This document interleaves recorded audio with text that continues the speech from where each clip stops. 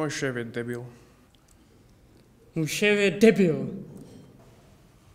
Můj šéf je debil. Můj šéf? Debil. Tak Jirko, taky tak často slyšíš kolem sebe větu můj šéf je debil? No tak rozhodně bych byl nerad, kdybych to hlavně slyšel od tebe. No to bych si samozřejmě nedovolila. Ale znáš někoho takového, kdo to třeba říká? No to bych asi tady nerad jmenoval. Tak dobře, tak to přeskočíme.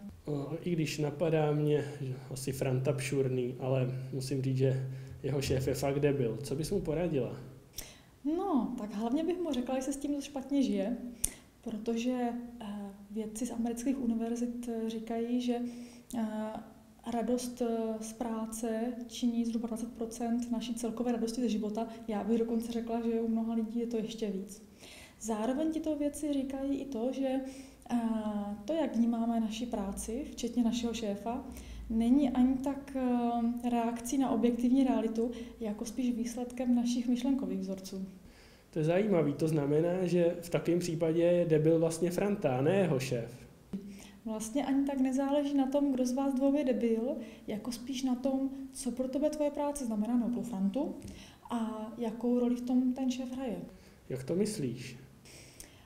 Jedna psycholožka z Yaleu, Amy Vřesněvská, už před lety udělala výzkum o tom, jaký můžou mít zaměstnanci vztah ke své práci.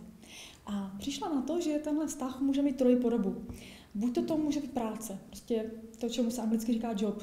Takže za nějakou nemoc příjemnou povinnost získáme příjemnou odměnu ve formě mzdy nebo platu. A druhý postoj je, že práce je pro nás kariéra, to znamená možnost rozvíjet naše dovednosti, zvyšovat společenský status, případně zakusit nějaký úspěch. A třetí druh našeho postoje k práci je, že je to pro nás poslání. To znamená, že je to něco, co vnímáme jako užitečné a co převyšuje naše osobní zájmy, slouží to něčemu, co nás přesahuje. A na tom pak záleží, když si uvědomíme, jaký vztah máme ke své práci, pak můžeme i objektivně zhodnotit, jak ten šéf v tom vlastně vystupuje a zda nám něco kazí nebo hatí. Tak u Franty je to jasný, ten považuje svou práci za job.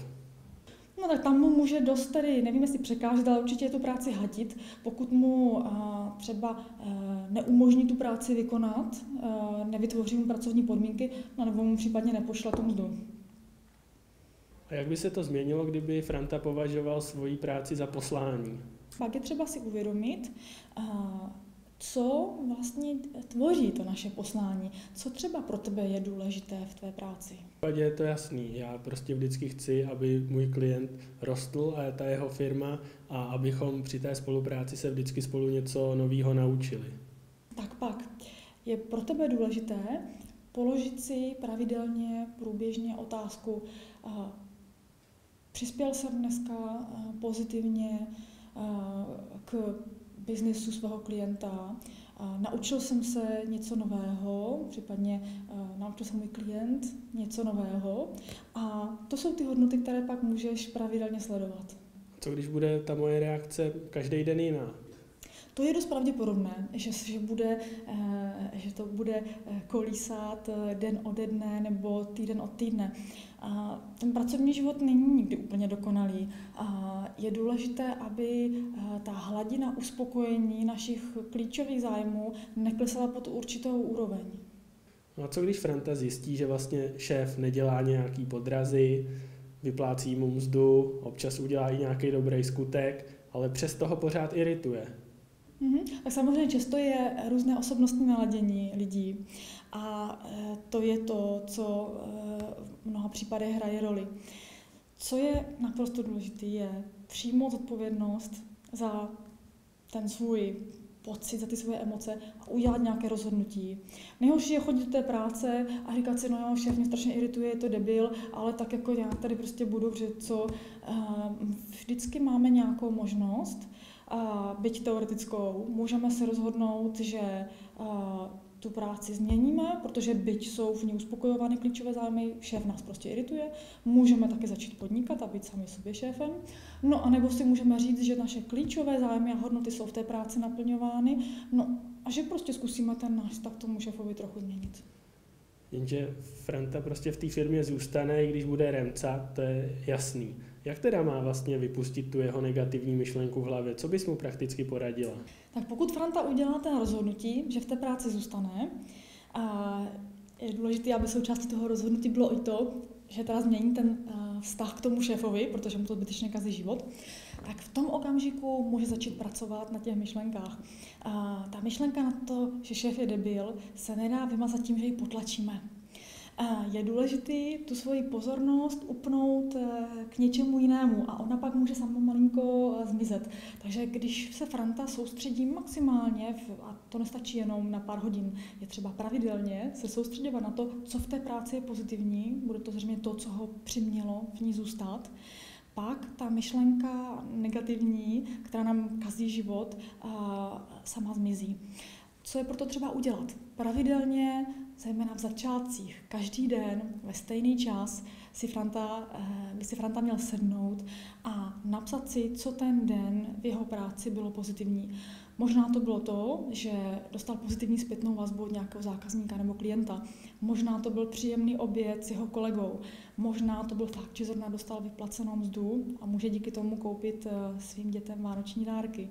Určitě se každý den něco najde a v naší hlavě je takový filtr, který rozhoduje o tom, co bude v našem vědomí a co se bude ukládat do nevědomí. A tím, že se soustředíme na ty pozitivní stránky, tak ty pak zůstávají v našem vědomí. A je to teda zaručený, že to pomůže? Je to zaručené, používají to i zaměstnanci firmy American Express. No jo, ale ty tady uvádíš pořád nějaký americký případy, ale co chceš poradit takovému českému řízkovi, který je praktik? No, měla bych pro něho tip od jednoho českého podnikatele, že je podnikatele, dneska zaměstnance, který mi přednedávnem vyprávěl svůj osobní příběh o tom, jak mnoho let podnikal a poté se stal zaměstnancem. Pracoval přímo pod šéfem tedy té instituce a říkal, jak ho ten šéf často rozčiloval a po několika měsících si uvědomil, že vlastně nechce s tím chodit do práce, že ho vlastně každý den bude rozčilovat jeho nejbližší nadřízený.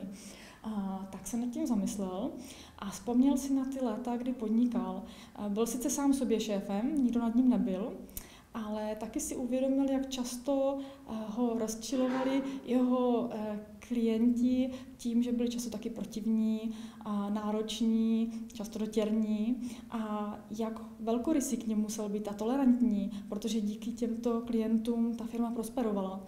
A začal tenhle svůj postoj, který měl těm klientům dříve, tak začal aplikovat na svého šéfa. Nevěděl přesně, co se s ním stalo, ale řekl, že mu to pomohlo a se svým šéfem začal skvěle spolupracovat.